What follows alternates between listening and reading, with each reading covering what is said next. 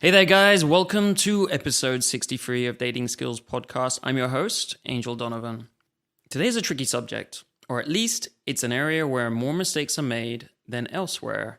It's about making conversations sexual, also known as sexualizing conversations. The idea behind this is that with a woman you are interested in, making conversations sexual clearly communicates to both you and her that your interaction isn't just platonic. It also helps to smooth things out by helping a woman get used to the idea of sex with you before anything physical actually happens. That's even kissing, for example. So it sets an expectation of you having some kind of sexual relationship, and in that way helps to avoid any awkwardness that might come up later on.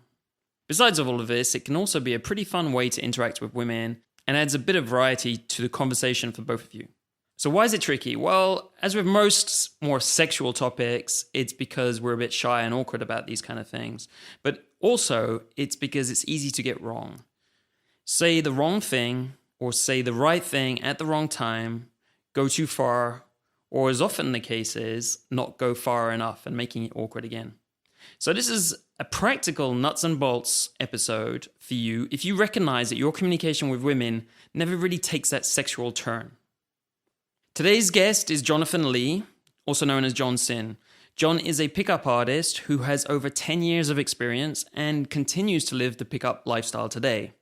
He originally interned and studied under Mystery, aka Eric von Markovic, who is perhaps one of the best known pickup artists of all time. Since 2008, Jon has run his own courses out of the company Sins of Seduction. We had Jon on the show before in episode 38. That episode had some great info that was also very practical on hacking conversation skills, basically making them much easier to learn. So check that out if you're interested in that. Besides the sexualizing conversation topic today, Jon also drops some pretty interesting insights into the state of dating today in the US, compared to just 5 years ago, for example. That's interesting stuff too. As with always, you can get the transcript of this interview, the MP3 download, and links to everything we reference and chat about on the show at datingskillsreview.com/DSP63. I'm Angel Donovan, and this is the Dating Skills Podcast. This is a 14-year ongoing mission to discover the truth about what works in dating, sex, and relationships, to become a better man. Join me as I leave no stone unturned. Chase down every expert, role model, and mentor with insights to get us to that goal as fast as possible. This show is about bringing you the best of that information so that you can take it in and change your life for the better, step by step, episode by episode. Jon, great to have you back on the show. It's been quite a while. You were on back in episode 38, so that's quite a while back on conversation skills. How you doing? Good, man. Thanks for having me. Yeah, it's great to have you back. So today what I wanted to talk to you about is making conversations sexual, making interactions sexual, which I know is a big part of your seduction roadmap, big part of what you do. So to start with, what is a sexualized conversation? Sure. One of the things that I think a lot of guys struggle with is how do we get the conversation sexual, right? You've built attraction, you've qualified the girl, you've built some comfort. Now you're talking to a girl 45 minutes, an hour into the conversation, and you haven't really turned things sexual. And at a certain point, before you start kind of escalating physically, you're going to need to turn things sexual so that it's not some sort of big surprise by the time you try to get her back to your house and start to move things in that direction. So when it comes to turning a conversation sexual, there's a bunch of tools and processes for doing it, and that's kind of what we'll be discussing today. But the idea is that you have to do it. You have to sexualize your conversations. And I think a lot of guys, they either don't do it at all. They either just think, okay, well, if I never bring up sex, then somehow when we get back to my house, like it'll just magically happen, which is a bad strategy. Or they go the complete 180 from that, and they think that if they like tell the girl they want to fuck her, or like they say sexual things kind of out of the blue, that that's going to work too. And both of those strategies are really wrong and don't really help to move things in the right direction. So what I'm going to be talking about today is how to do that the right way. Okay, so it sounds like it's basically a way to make the interaction smoother so the girl knows what to expect coming down the line and she's getting with that kind of gear of the flow, which you're expecting rather than shocking her and maybe making her uncomfortable by surprising her with it later. Yeah, I would totally agree with that. Yeah, it's about kind of slowly introducing sex in a variety of ways in the conversation so that there's no big shift or change when you start to try to get sexual. So she kind of knows what to expect, right? And that's the whole basis behind the technique of sexual framing is the idea that if you can get a woman to accept some sexual frames, then it only makes sense for the two of you to get sexual later. So why wouldn't guys bring up this earlier in the conversation? You said that a lot of guys don't bring this up. Why is that? I think a lot of the time guys are nervous about coming off as like a pervert or coming off in a way that's unattractive or in a way that's going to blow their chances.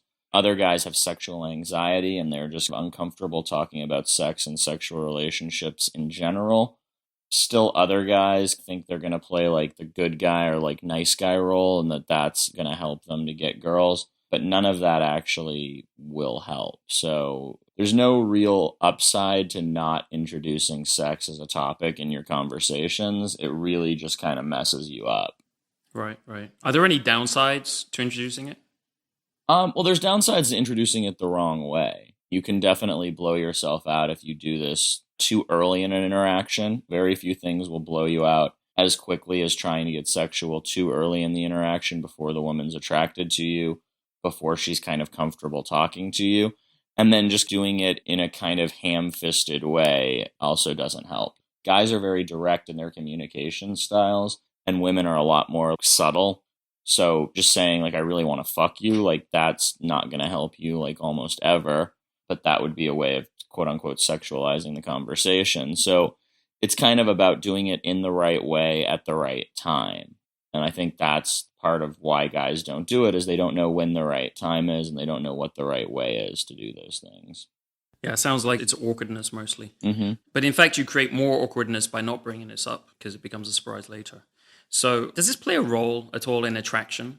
When you're making conversations more sexual, does it also play a role in getting the woman more attracted to you at the same time? Because here we've been talking basically as like a way to smoothly introduce sex down the road. So it's comfortable and it works out for both, for the girl as well. And it's a comfortable situation for her. But does it play any role in the actual attraction vibe between you as well? It can. As you get better, you can introduce this stuff earlier and earlier. And I mean, what is attraction? Attraction is an emotion. There's a lot of ways to build that emotion of I want more of this or I'm interested in this. Sexual attraction is a type of attraction. There's no one size fits all type of attraction. There's value-based attraction, there's physical attraction, there's sexual attraction. There's a lot of different types of attraction, right? You can use sexuality to build a certain type of attraction. Is it necessary every time to get a woman attracted? No. Are there going to be some women who are not attracted to that type of attraction style? Absolutely. But it definitely can be worked into your attraction game. But I would say that's kind of a more advanced type of thing. If you're just kind of starting out or if you're still having trouble getting attraction, you don't really want to focus on trying to get sexual attraction as much as trying to focus on trying to get attraction emotionally through kind of emotional fluidity rather than trying to get sexual.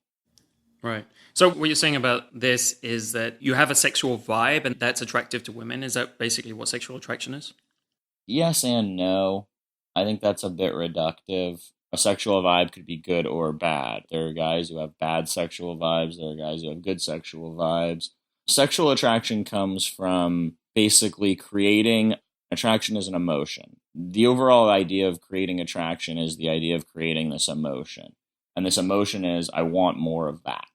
When you are creating sexual attraction, what you're doing is you're creating that emotion of wanting in the woman, but specifically around the topic of sex and sexuality.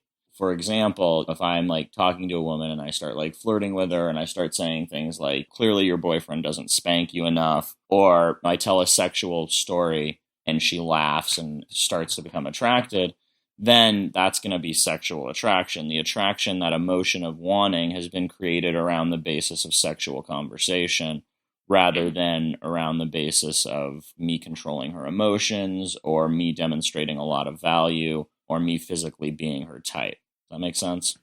Yeah, that does make a lot of sense. Another element I wanted to kind of clear up here is we talk a lot about getting physical and how that's important to creating a sexual interaction between you and the girl as well. Is this completely separate to that? Is a sexual conversation something you should start at the same time as getting a little bit physical, like basically a bit more touchy, so that that doesn't become a shock either? Or are there different times to introduce this? Are they separate things, or should they be done together? Getting physical, like the way I think about that is there's three things going at all times in an interaction with a woman. There's your verbal kind of track, what you're talking about, which is what we're talking about is turning that sexual. Then there's physical touching. You're always touching, and touching is always going to be an expression of kind of intimacy and sexuality. And then there's logistics. When you're really going sexual, like talking, it can sometimes be a good idea to pull back on the touching because you don't want to go too far. There's a balancing act when you're turning things sexual. You want to get her turned on, but you don't want to create a sexual threat where she feels like, okay, right now I have to get sexual or this interaction's over. So I like to balance it out. I like to, if I'm touching her a lot and if things are kind of physically progressing very fast, then I'm going to probably dial back the sexual talking because she gets what's happening physically. Like if we're making out a lot, if I'm like pulling her hair, if I'm like touching her body, feeling her legs, stuff like that, then I don't really need as much of the turning the conversation sexual because there's already a very sexual vibe that's being established. On the other hand, if I'm turning the conversation really sexual and I'm doing like dirty talk and stuff like that, I may really cut down to a bare minimum amount of touching because I don't want to just go too far too fast and create that sexual threat, which will make her uncomfortable. You never want to present the option for sex until you're somewhere logistically where sex can happen. So if I go too far too fast, I mean, if you do things like trying to finger girls in clubs, I mean, that can work, but a lot of the time that will also end up with the girl leaving you or you getting cock blocked because you've just gone too far too fast. So it's really kind of a pacing issue there. Is what time of the night is it? Do I have logistics? Is she with a group? Is there going to be cock blocks? You don't really want to pour it on super heavy until you basically are at the point where you're trying to pull the girl out of the club. So here we're talking about the physical escalation aspect of it. Well, I'm talking about the combination. Okay. So could you overdo it if you're not in the right logistical situation? Could you overdo it with the verbal aspect as well? Just purely? You can always overdo it by messing up the pacing. What I'm talking about here is the pacing of the interaction. You have to look at how she's responding to all of this stuff. If she's responding really well and she's go with everything you're doing, then you can go faster. But if she's kind of touch and go, then you need to balance out getting super sexual with releasing, with teasing, and with pushing her away both physically and verbally.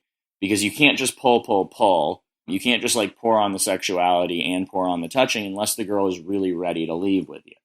If you do that too early on, you're going to creep the girl out and it's going to be too much too soon.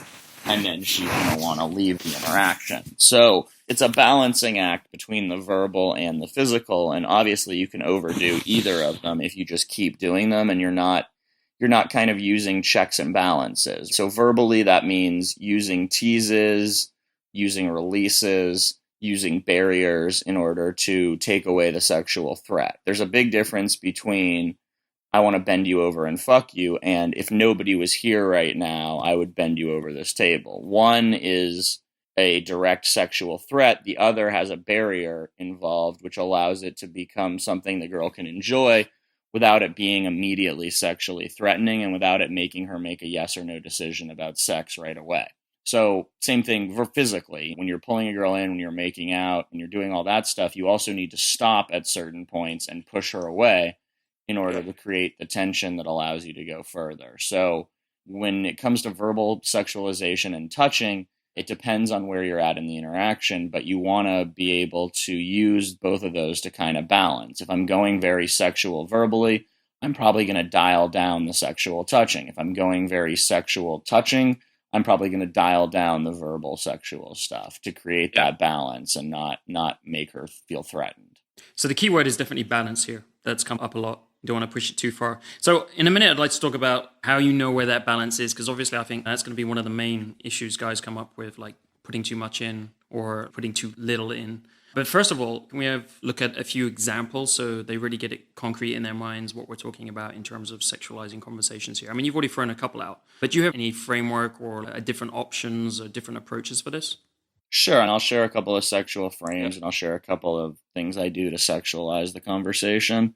One of the best things I use is what's called the Strawberry Fields test, and this is a great way to sexualize an interaction. And so basically I'll do this. It's also a really good way to isolate.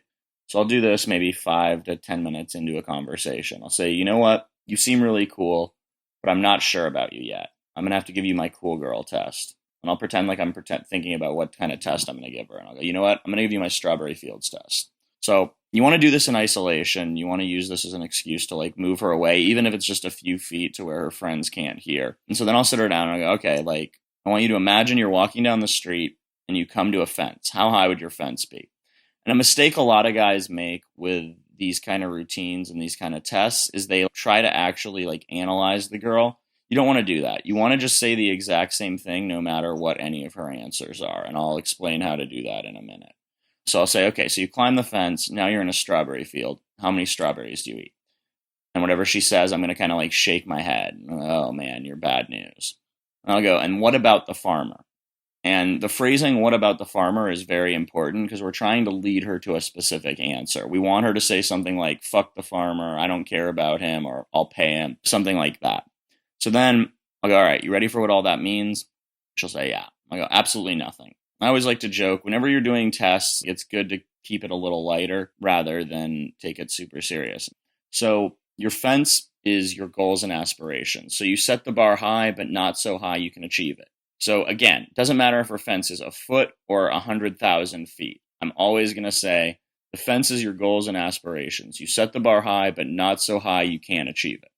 Now the strawberries. Now, again, doesn't matter if she said 100 strawberries, doesn't matter if she said, I'll take a bite of a strawberry. No matter what she says, I'm going to say the same thing. So I'll say, you said 4 strawberries. Most people only have 1 or 2. That means you have like a really high sex drive and you're sexually aggressive with people you're attracted to. Now, if you remember at the beginning of this interview, I said you want to use sexualizing the conversation after you have attraction. Here's an example of why. If I say this before she's attracted to me, she's not going to apply that to me. If I've already gotten her attracted to me, now I'm framing her as being sexually aggressive with people she's attracted to. Sexually aggressive just by itself, that's not the best thing to frame a girl for because that just kind of gets taken as slutty or a bunch of negative connotations to just sexually aggressive. But sexually aggressive with someone you're attracted to, that's something she can get behind. And if she's already attracted to me, now there's this implied idea that she can be sexually aggressive with me. Now, the reason I said, what about the farmer, is I want her to just kind of blow off the farmer. So whatever she says, I'm going to say, yeah, the farmer is society's rules and restrictions about sex and sexual relationships. And you said, fuck the farmer. So I have to be careful with you, like when the lights are out. And that's it. So what I've done there is I've set 3 pretty important frames. All through a test. And the other great thing about this is I'm not doing any of this. The great thing about using tests is that I'm not saying she's sexually aggressive. It's just the test. I'm not saying that she doesn't care about society's rules and restrictions about sex. It's just the test. So there's a little more authority to it, and it's a little less me trying to tell her that she's these things. So that's one good thing I'll use. Another thing I'll use is a tactic I call fast forward rewind. Fast forward rewind is basically a tactic where I'm going to overdo the sexuality, then I'm going to rewind it to like more of a typical kind of gender role, and then I'm going to fast forward again. So this is a really good way to start playing with sexuality. So I might say something like, you know what? You're totally awesome. I'm totally going to marry you. And then we can totally have threesomes with like your sisters and stuff. That's a fast forward. Basically, I've started with a typical kind of gender relation of getting married, a typical role play, and then I've turned it really sexual. Now, what's going to happen is she's going to go, no, we can't do that. And now I'm going to rewind again, and I'll go, oh yeah, no, I mean, we totally wouldn't do it like our wedding night or something. You know, it'd have to be like 20 years down the line. I mean, but I am expecting anal like on our first date. And by fast forwarding and rewinding, I can play with this game. The girl gets it. It's funny, and it's allowing me to sexualize the conversation, again, without directly sexually threatening her, without directly saying, these are the things I want to do to you right now. And it allows me to make humor. And humor is the best way to start introducing sexuality into a conversation. it's always the best way to do that because it's not threatening, it's not serious, but you are talking about sex. Now, if you start to try to discuss sex in like a really serious way, girls can be creeped out. But if you make jokes about it, you're never going to creep a girl out, and you're getting her to think about sex. And that's really one of the keys when it comes to getting the conversation sexual. Great, man. Thanks for those examples. They're really clear. I remember the Strawberry Fields routine from way back when I first started this as well. So it's been going strong for a long time now. It's good to see. Yeah, I think that version's a little different than the one that's been around for a while, because the original one I think is just kind of a way to analyze girls or whatever, but that one is more a specific routine for sexualizing the interaction. As you were saying it, I was thinking it's a lot about teasing. I mean, you're using her responses to tease in a sexual way. Yeah, absolutely. Yeah, great. Another thing I was thinking about is basically this is all about bringing up sexual topics. And as you said, in a funny way. Is there any times that you don't bring them up in a funny, humorous way? Yeah, and as the interaction gets longer and more comfort is built, more rapport is built, then I'll stop bringing up sex in a funny way, and I'll kind of turn things more into just talking about sex in a matter-of-fact way. So I might say, like, one thing I do a lot is I try to inoculate for last-minute resistance, because last-minute resistance is the worst thing in the world. So basically, later on in the interaction, after we've been making out, as I'm trying to, like, set up my pull or whatever, I want to start inoculating for last-minute resistance. So I'll start talking about sex in a more matter-of-fact way. I'll say, something like, one of my biggest turnoffs, either I'll ask the girl what her biggest turnoff is, or I'll just start talking about my biggest turnoff. And I'll say, one of my biggest turnoffs is feeling like I want someone more than they want me. Like if I get the sense that I'm more into like something than the girl, then I'm just completely like turned off and I'm really not into it. And the reason I say this is because I'm setting things up for later so that if she does kind of give any last minute resistance, I can just tell her I'm going to be done. And the reason for this is because I've had a lot of experience with last minute resistance. I've had years where I probably had 75% of the girls in my bed not end up sleeping with me, and like with really big numbers. Like I remember specifically in 2005, I slept with like 56 girls that year, but I probably had like close to 200 girls into my bed and just couldn't get through the last minute resistance with a lot of them. And I finally just gave up doing last minute resistance like 2 years ago, maybe like 4 years ago now. I met this girl, this 19-year-old chick at the mall, and like I ended up pulling her from the mall to my house, and I spent like 8 hours in bed with her, like trying to get through last minute resistance, like literally from like 10 p.m. to like 6 a.m. And I finally ended up having sex with her, and afterwards I didn't feel good about it. I was just like, that was so stupid. So I decided I wasn't going to do it anymore. And I wanted to get that idea out really early on. So I'll say, I don't do like the high school thing, like the let's like dry hump and like not have sex. I'm like, I'm just totally not into that. If you don't want to have sex, that's totally fine. But I don't like to do like that in between gray area. And I'll say that pretty matter of factly to a girl 45 minutes, an hour in, and they'll agree. And then what that does is it sets up one of the things with sexual framing and with framing in general is it sets up a way to put social pressure on people later in interactions. So later in the interaction, if we're like in bed and I like try to take her shirt off or pants off and she's like, oh, I don't really know about this. I'm like, you know what? Cool. No problem. Like I told you, I'm not into like trying to force myself on people. It's a big turn off to me. So let's just stop. And I'll actually stop. It's not like a freeze out or any of those kind of tactics where you're stopping, but you're really not stopping. You're really just kind of taking a 5-minute break. I'm willing to let it go because in my experience, there's two types of last minute resistance. There's last minute resistance from girls who actually don't do stuff like this. A lot of the dating coaches and pickup guys, they want to believe that every girl has one night stands and every girl does stuff like that. And in my experience, it's not 100% true. It's a very small percentage of the population that doesn't, but they do exist. There are girls who just don't do stuff like that. And she's just not going to sleep with you no matter what you do. You can do a million freeze outs. You can do all these tactics. Like short of rape, she's just not going to sleep with you that night. With those girls, when you stop, that's what they really want because they weren't going to go further anyway. And then there's the other type of girls, and I would say this is probably like 95% of girls, is they want to have sex, but they want you to respect them and they want you to not feel like they were too easy. And so they feel like they have to give last minute resistance to feel like they're not going to be that easy. But they actually do want to have sex.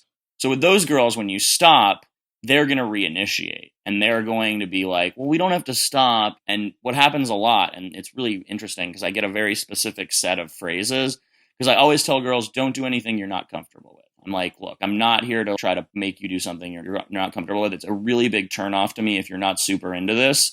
So let's just stop. And almost always the girls who are in that second case, that 95% of girls who want to have sex but just kind of want to make you work for it or make them feel respected, whatever, they'll say, no, you know what? I am comfortable. I didn't think I would be comfortable this fast. That's the exact set of wording I get almost every time now. That's kind of an example of a more serious way of talking about sex. And I'll say, look, obviously I want to sleep with you, but I don't want you to do anything that makes you uncomfortable. And I don't want you to feel like any sort of pressure. Like I still am going to think you're cool if we don't have sex tonight. So don't take it any sort of way. That to me is eliminated. Like I never get LMR. Not never, but I've had twice in the last 4 years where girls are like, okay, cool. I'm ready to leave. Because most of the time they just want to deal with that whole respect, not feeling bad about doing what they want to do issue. Okay, great, man. That really clears it up. And thanks for the whole point on last minute resistance. Those are some interesting numbers, you throw out there, stats. 95% of women, you think it's more of a respect issue versus the 5%. Those 5%, have they got certain personalities or characters? Could you spot them earlier on? Just so guys can get ideas around that. It's difficult to pinpoint because sometimes those girls will be really into you and they'll seem like they're totally ready to go, and then you get them into bed and it's just complete kind of freeze up. Yeah. Is it their backgrounds, you think? Their values, their backgrounds? Probably. I mean, I think some girls are just a little more cautious with getting sexual. Some girls don't want to sleep with a lot of guys, or they don't have that much experience doing it. They don't feel that comfortable doing it. They've kind of already made a decision. In their mind, the decision has already been made. It's more of a logic versus emotion thing. They're not operating fully on emotions. They're operating on this logical basis that I'm not the type of person who does that. So I think it's more like an identity kind of thing. I've noticed it mostly in girls who have more education, are a little less in the party lifestyle, and a little more into more intellectual pursuits. The last girl I got last minute resistance from, she's a sailing coach and comes from old money in Boston and is in law school and was a teacher for special ed students. So I think I would agree, by the way, on those kind of personality traits and that kind of background you just brought out. I've seen something similar. But on the flip side, my last really long-term girlfriend was also went to grad school, was a special ed teacher as well. And I slept with her the first night and she's a very sexual girl. So yeah, we're obviously not saying all the girls from that kind of background are going to be like that. Yeah. So, I mean, I think they're just kind of an anomaly that are out there. It's not a huge percentage of women, like I said, but they do exist. It's not always your fault if you get a girl into the bedroom and you can't make things happen. Sometimes there's just those types of girls who are not going to do the stuff like that. I'm glad we came onto this topic because I was going to bring it up for the sexual conversation aspect, because I'm sure some guys are going to say all women, it's not all women who have these sexual sides that are comfortable with sexual conversation. One phrase I think I saw in one of your courses is you say all women have sexual sides, they are just selective about who sees it. Yeah, absolutely. I think even those girls have sexual sides. With those girls, I think it's a timing thing. They're not going to sleep with you on the first date or on the night they meet you, but they still have a sexual side. It's not like they're asexual. It's just, for them, it's more of a weird thing. It's a slower process, I think. It just literally is maybe they're going to have to see you 2 or 3 times, or there's a different speed of a process. Well, I think they have a certain amount of time they need to know someone before they're going to get sexual. But all women have sexual sides. And I mean, honestly, a girl who's not comfortable discussing sex, even on the first meeting, is probably going to be really boring and bad in bed. Because the discussion of it, especially when you're doing it kind of the ways we're talking about on this audio, is not threatening. It's not are you going to be able to discuss what her favorite positions are with every girl? No, of course not. But bringing it up in a funny way, talking about the LMR inoculation, doing the strawberry fields test, teasing her sexually, using stuff like fast forward, rewind, all that stuff. If a girl's getting offended at that, number one, she's not attracted to you at all. Because if a girl were attracted to you, she'll kind of roll with all of that stuff just because she likes you. Number two, she might have some sort of emotional or sexual issues. Because again, like none of this stuff is offensive. None of this is me saying like, oh, I'm going to fuck your brains out, or like talking about dick size, or like asking her like if she shaves her pussy, or anything that could really be offensive. One of the things I pride my stuff on is it's never going to get you in trouble with women. I know other guys who teach stuff like their students get kicked out of the mall, or like they have girls throw drinks on them. That stuff never happens to my students because all of my stuff is pretty subtle. You know, I'm never going to like have you go out there and just like be cavemaning chicks or like rubbing your dick against them, because that stuff doesn't work and it's stupid, for lack of a better word. So if a girl's like really getting offended by any of the stuff I teach, I think that says more about her than it does about you. Because some girls, I think one thing is guys really shouldn't be trying to turn the conversation sexual. I hold of attraction, like steadfast on that. Can you do it sometimes? Sure. Do I break that rule sometimes? Absolutely. But as a good general rule, especially the newer you are to this stuff, especially if you're not the type of guy like who's going out and having like, you know, same night lays on a regular basis, you want to really make sure the woman's attracted to you, isolated and in a one-on-one conversation.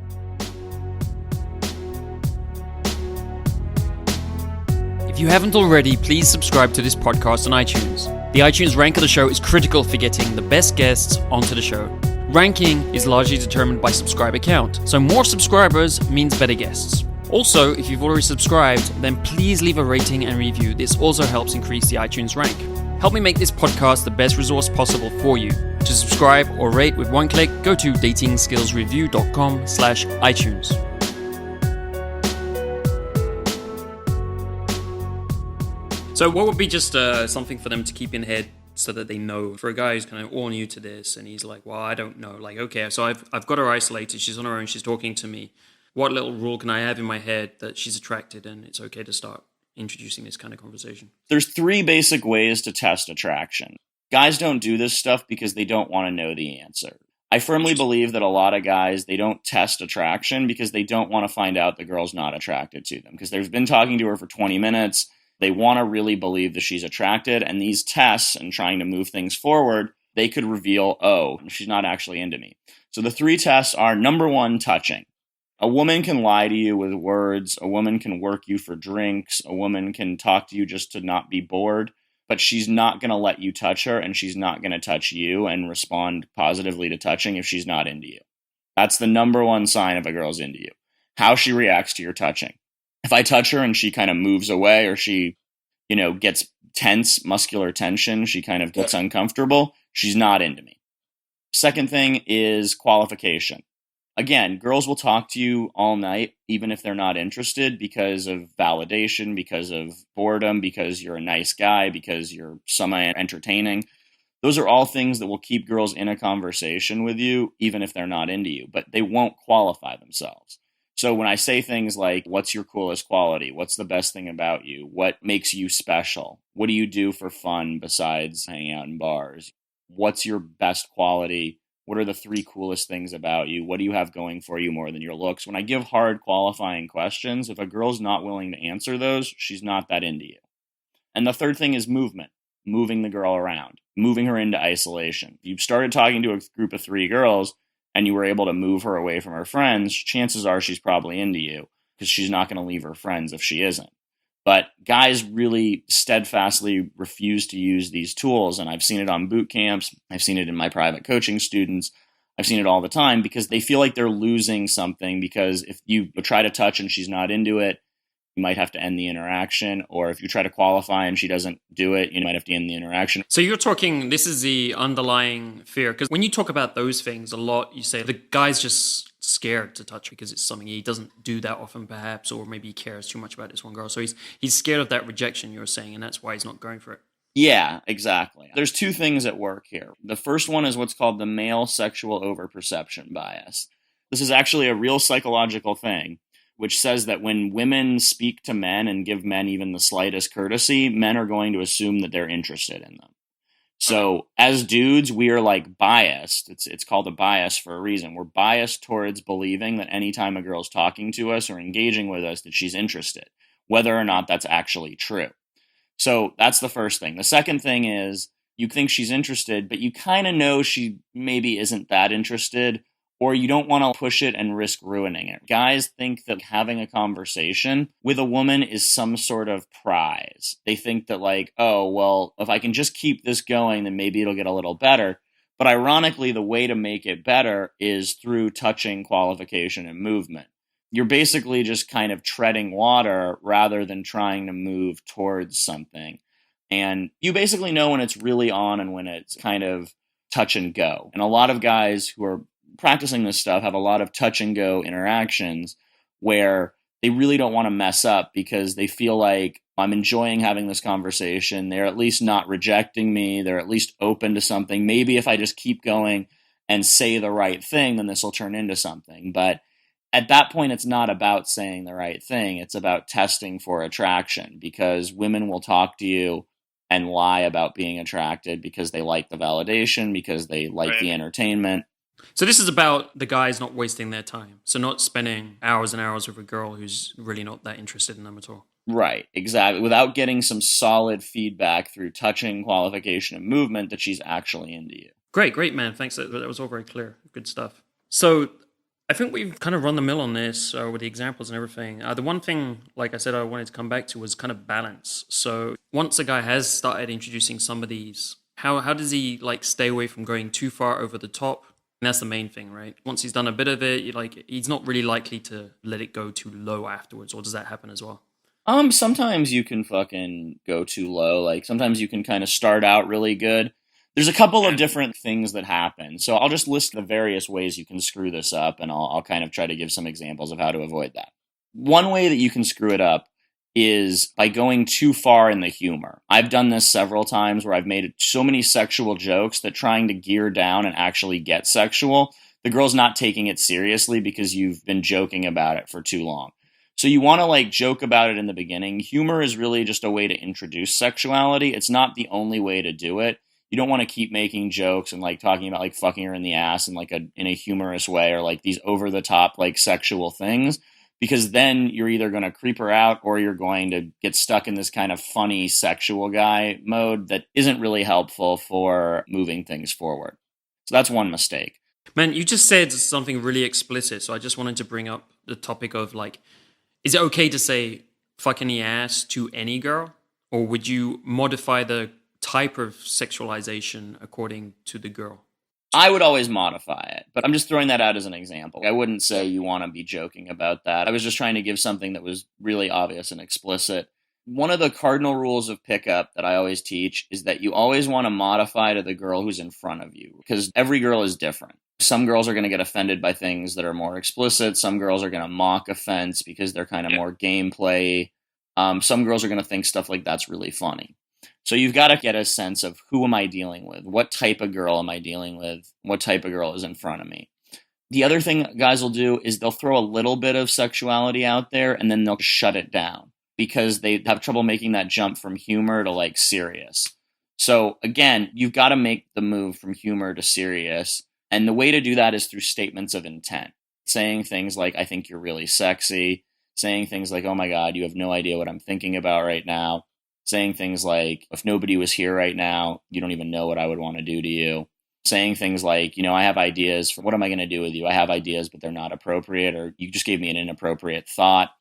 Stuff like that, where you're now moving into the more serious, more here and now, still using those barriers that I talked about, because you never want to say something that can be rejected. The thing about barriers is there's no point in rejecting them because there's a barrier in between it. So the girl doesn't have to reject it. You don't want to say something that's going to allow her to reject it. And then another mistake guys make is they just go too far when they're getting a positive response. The girl starts getting a positive response. She starts giving signs that she's getting turned on. And then the guy like pounces and just thinks like, okay, now I need to like dirty talk in her ear and like try to finger her in the club. And that's never a good idea. Once you have a girl who's responding positively, now you want to really push and pull. Now you want to really use sexualized push-pull to get her turned on and then push her away, because you want her to be initiating more now that she's into it. So that's where you can start baiting her. That's where you can start sexually teasing her. That's where I can do things like kiss her neck and then go, all right, you like that too much, and push her away. Now she's starting to get turned on and she's also being challenged. So she's going to want to respond and kind of move things forward herself. So those are the three major mistakes I think that happen with balance: is either overdoing the humor and never turning into a real person, doing a little bit at the start and then kind of chickening out of moving into the more here and now and explicit stuff, and seeing that you're getting a positive response and then just trying to go too fast, too far. Great, man. That's all very clear. You obviously have a very structured view of all of this, so it really helps to make it clear to guys. I guess that's reflected in your experience, right? Yeah, absolutely. I mean, I've been doing and teaching this stuff for a long time. So do you still do boot camps as well? No. I do phone coaching now. I don't do boot camps anymore. I just don't think the 2 days is enough time to really get a lot out of it. So it's more like mentoring, kind of? Yeah, exactly. I work with guys for about 3 months at a time. Once you can figure someone's sticking points out, it's going to take them a while to work on those sticking points anyway. So it's better to have kind of more of a long term. Yeah, I agree with that. That's something we've been doing a bit of here as well. It takes some weeks of work to work on a sticking point. It's not going to be solved in a couple of hours. That was my big problem with the boot camp model, is I can assess your sticking points, and having seen you do 3 or 4 approaches, or even just hearing you describe what happens in approaches, I can pan your sticking points, but now it's going to take you 2, 3, maybe 6 weeks to really work on that. And then what happens is then once you fix one sticking point, another one pops up, or you just move on to another part of... Yeah, I remember last time you came on, you talked about kind of this left to right process. You have to work on the stuff right at the left side at the beginning. So if you don't know how to approach someone and go and talk to them, you obviously have to start there. And then you come up, as you move forward, you come up with new sticking points at each, kind of step, and you just work your way through it. Yeah, absolutely. Yeah. I really believe that you have to start with the fundamentals and then move on to the more advanced stuff, because otherwise it just doesn't work. I was also, it was cool that you brought up some of your kind of personal experience. You're saying back in 2005, you're getting a lot of LMR. So I wanted to also talk to you a little bit about, your whole experience over the last 10, it's been like 10 or so years, right, for you? Yeah, it's been 10 years of me teaching professionally and like 12 years of me doing pickup now. Yep. So that's it's over a decade. That's yeah, like for sure. So one of the things is, what has been your best experience with a woman to date? My best experience? Probably have a few, but if you just pick one of them. My last long-term girlfriend was really awesome. She's a really special person. The hottest girl I ever picked up was the stripper Christiana that I dated back in like 2007 that I picked up at the King of Diamonds in Miami. So that was probably kind of... And then this girl, Megan, this strip club waitress I dated in Dallas for a while also.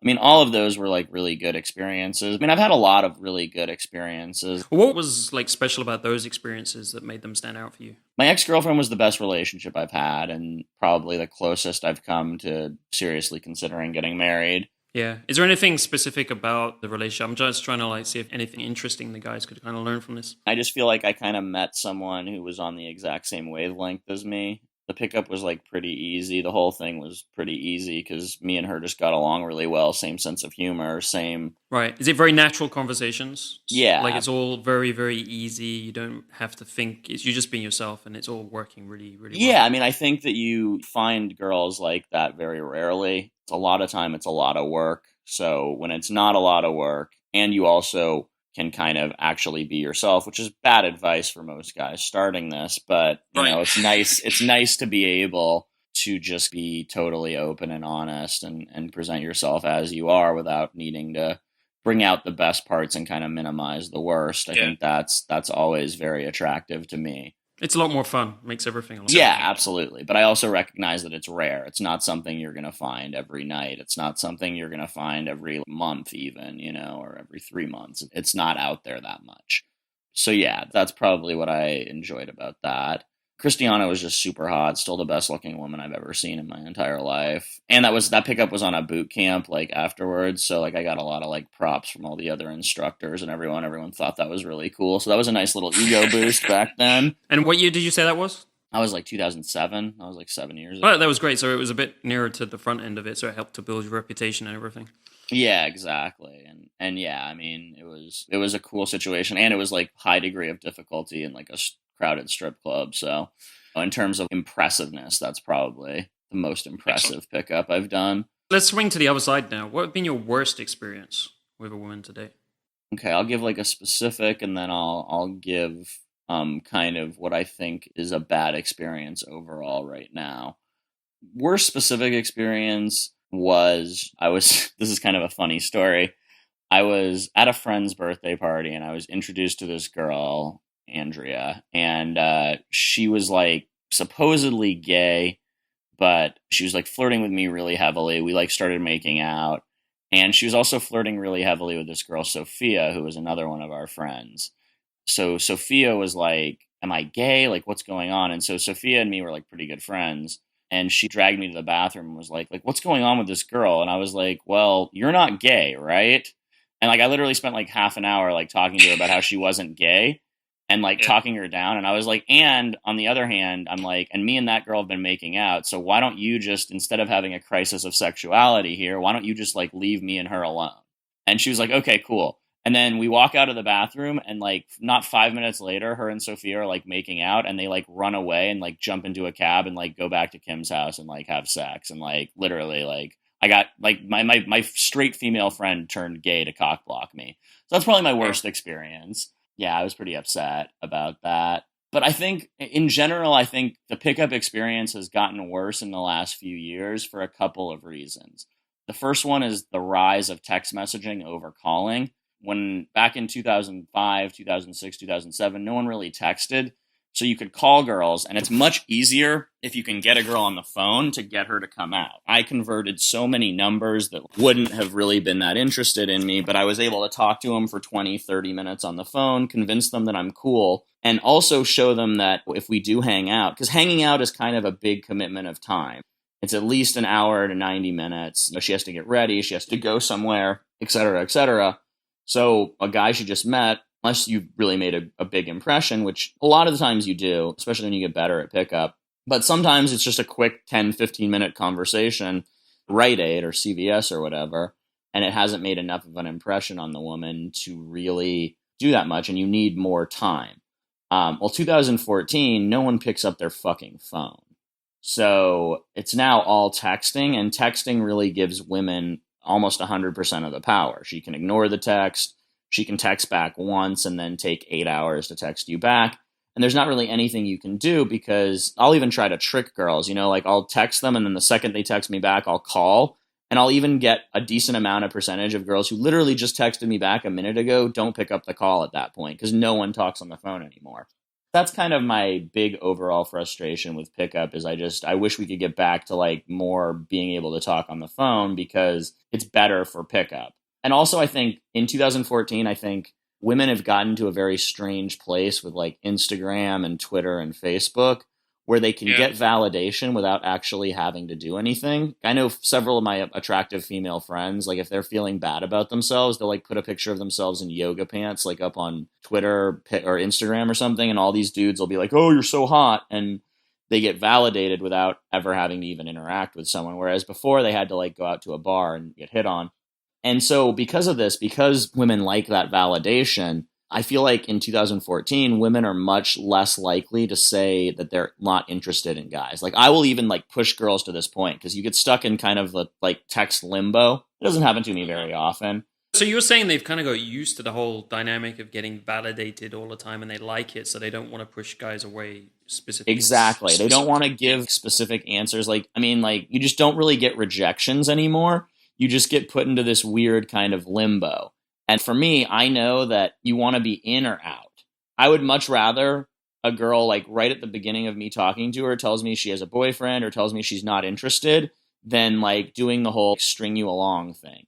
And I feel like nowadays girls are very loath to do that because they like the validation too much. So like I've had situations with girls who I've had sex with where they're taking like 6 or 8 hours to text me back. And I have to be like, look, like if you don't care about me, that's fine. But like you either need to text back in a timely manner or just tell me you're not interested because this is bullshit. And I feel like you have to do stuff like that more and more because girls will just kind of string it out because they like the validation of you calling, texting, commenting on their status, etc. and much more. Just to add one thing in there, like you are based in LA, right? In California, which is known for this type of behavior as well, more so than other places. Yeah, but I'm in the process of moving to the East Coast, and like I see it everywhere. I see it in small towns. I've seen it everywhere I go. I really do believe it's what I always say is like if you wanted to turn Also, hey man, how old are the girls? Because I was over in San Diego for a while, and I was doing some online dating and stuff, and I saw some of what you're talking about. Some of the other women wanted the like, especially the older ones, like say 30 after 30, the age of 30. I think after 30 it's much less, and I also think online is much different. I mean, I've run into it with 30-year-olds too. I just think it's a shifting of the culture towards more of a no responsibility type culture. It's no definitions, no responsibilities, no need to harsh the vibe. Like I always say, like if you wanted to turn American women into like terrorists who would like do jihads, all you would need to do is like somehow convince them that they'd have 100 friend-zoned guys in the afterlife and they'd be strapping bombs to their chests. It's just something that I think culturally women have kind of adapted. And it's really funny because you never see the feminists like mention that at all. You never see any of the really pro-feminist writers talk about the friend zone or this kind of stringing out of validation. You hear them talk about like, oh, sex isn't a right and all this kind of stuff. But you don't hear the flip side where they talk about like the stuff that they do to dudes. And I'm not even one of those like hardcore like men's rights or anything like that. I just think it's an interesting way to not take responsibility for bad behavior. So to summarize all of this, to deal with this, it's frustrating because you find yourself wasting more time with women that aren't interested, aren't with the process. And so have you become less tolerant and a lot more direct to deal with that? Yeah, I definitely find that I've been much. By the way, I think that also comes with experience. You know, I've been around 10 plus years as well. And the longer I've been in it, the less tolerant I've become because you've seen a lot of stuff before. It's the same experiences, right? And so you're not actually getting as much value from it. Unless it's a girl you're really, really interested in something special, then you've got a lot less reason than you had 10 years ago to keep investing that time. Yeah, and I also just think it's how much of a game-playing person you want to be. Like with the texting back time thing, you'll get girls just basically lying to you. They'll say things like, oh, I didn't look at my phone for 6 hours, which no girl in America is not looking at their phone for 6 hours. Sure. I mean, maybe if they're like a surgeon or like a high-powered like courtroom attorney, then they're like doing something that they're not looking at their phone. But like a girl who's like a freelance producer in Los Angeles, like what were you doing that you were not looking at your phone? No, you just don't. It just doesn't matter to you. And that's fine, but just admit that it doesn't matter to you. That's my thing is like own what you're doing. Don't sit here and lie to me and play these games and be manipulative and not take responsibility for it. I just think culturally we're moving towards a culture where no one is responsible for anything. Is this affecting all women, or do you still find women who are more straightforward and direct? And I mean, you find women that are more straightforward, but it's much more the rarity than it even was 10 years ago, I think. So, and what another way you deal with this is you focus more on the women that are more direct and more straightforward. Right, and I also have another tactic I use, which is that when girls do get into that kind of gameplay, like weird zone, this tactic only works like on 1 out of every 3 girls, usually girls who have daddy issues or like things with their father. But I'll actually like cuss them out. When girls are playing this stupid games, like not only will I call them on it, but I won't call them on it in like a funny like pickup way, like, oh, like have you been abducted because I haven't heard from you? Like, I'll literally go, what the fuck is wrong with you? You're fucking stupid. Why are you taking 20 hours to text me back? That's fucking dumb. You're stupid. And what I've found happens is, and this is I have the statistics to like back this up over the last 2 years, is if I do that to 3 girls, 2 of them will cuss me back or just ignore them. But 1 out of every 3 girls I do that to will like profusely apologize and then make plans within 24 hours and have sex with me on the first date. Super consistently. I'm talking like 30, 40 girls that I've done this with over the last 2 years where they profusely apologize or like, let's hang out tomorrow and then have sex with me like the first time we hang out. Right. I think it's just kind of like a loophole in like daddy issues or like they don't have like efficient boundaries being set. But yeah, I mean, that happens. Like you will get cussed out doing that too, but you will get laid doing that because you're the only dude who ever does it. And I think if I was to psychoanalyze it, I think it's a couple of things. 1, it's an issue with men. And 2, it's that you sort of care, and especially in Los Angeles, like everyone's like too cool to care.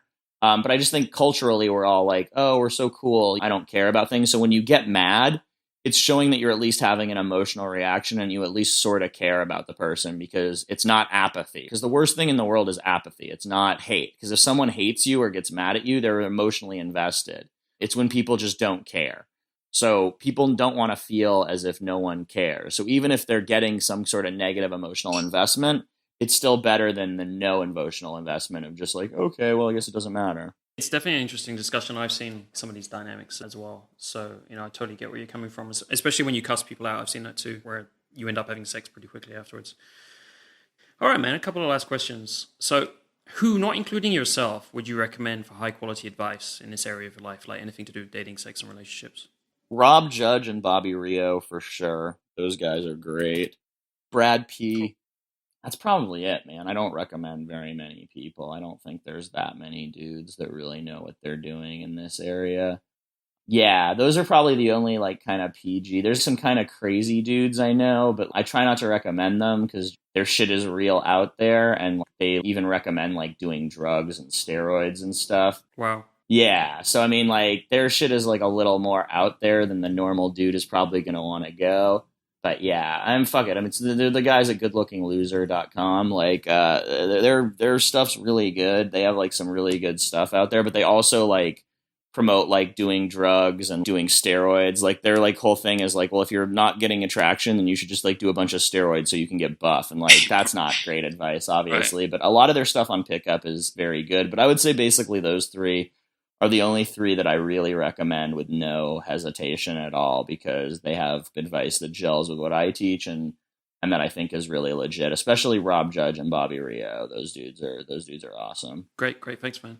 And last question here. What would you be your top 3 recommendations to help men get results with this area as fast as possible? You actually answered this last time, but it'd be nice to hear if, you got some different ideas or... Yeah, absolutely. I think the first thing is you've got to take care of your looks. People don't like to hear that. People want to hear that you can be balding and 50 pounds overweight and dress like a nerd and still get chicks just by like saying the magic combination of words. But I really think the first thing you should do, like if you're not going to the gym, if you haven't gotten a new haircut, if you haven't gotten some new clothes, if you haven't fixed any terrible issues, right? Like you'd be amazed how many dudes I've run into with coaching who have chipped front teeth or like have a unibrow or like have these things that are so obviously and easily fixed and would make such a huge difference in like the amount of attraction you get when you're approaching women.